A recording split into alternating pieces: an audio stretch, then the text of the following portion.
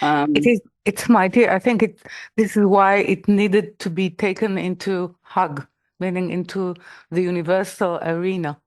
It could not stay within the Middle East, another strifeful struggle. It need to go it need to go first, it need to go universal. It need to raise, or to allow a very fundamental question to the place of Israel in relation to the nations and the place of the nations in relation to Israel.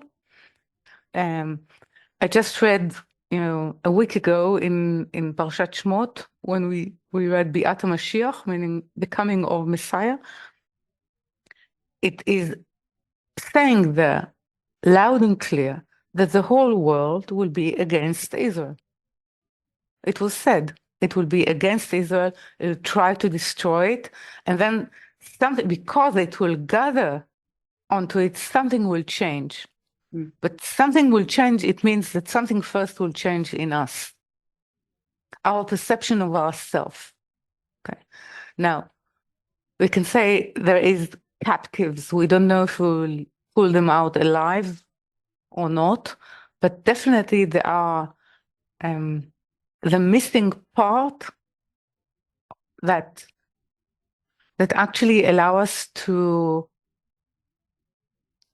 reconstruct who we are. Meaning to reconstruct the true meaning of Arvut. What I mean, the true meaning of Arvut. It's not that someone, gladly not my family, gladly not my son, but someone has been captured, and you actually cannot treat it as though it belongs to someone else. It's part of you. If we will not get that, we'll not get anything. So it will repeat itself. The state will be even worse. But this is the test, actually, how we consider those parts. It doesn't matter. The outcome does not matter, but what kind of weight and importance we give it now. Are we willing actually to claim defeat in order to save them? Well, it's. And what will happen if we will claim defeat? Right. Our ego will be hurt. And maybe it should be shattered long time ago because it was composed in the wrong way of what it means to be Israel. So many things are at play now. So this is what I'm saying, that now in this portion of Vayera, it's the first time there is a distinction. Yes, there is a different demand from Israel than there is from the Egyptian, than there is from Hamas. There's a difference. It's not the same. No. Because there's a different, not in terms that they are better or worse, because they have a different function within the world of, the difference exists between people and spirits exists only in a time of reforming, not before and not after. But in the time of reforming, it must be. And this is part of what this article speaks about. What determines the difference is the state of the vessel, readiness to perceive the light. And also shaping the vessel, what it actually means. Exactly. And who is responsible? Who is real?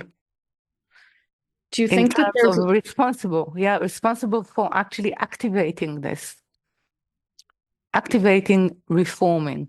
And what is the language of reforming in the 21st century? Definitely, it's not the same language. It's the language of the will to receive to itself that has developed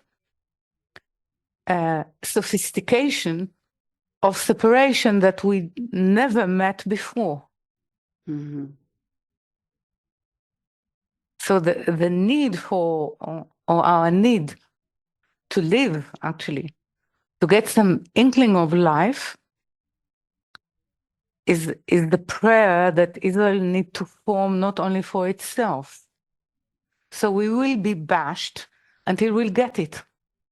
that actually the war now is about values, meaning that clarifying. There's a need of clarifying light, purifying light, not in terms of purifying as we understand it, the Christian understanding, is getting into the mist, getting into places which is dark and not clear with a light that actually dissolves it. Okay, that allows us a different perspective.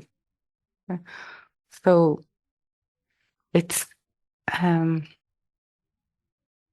actually feeling our way into it, and it needs a study. It's needing a different language.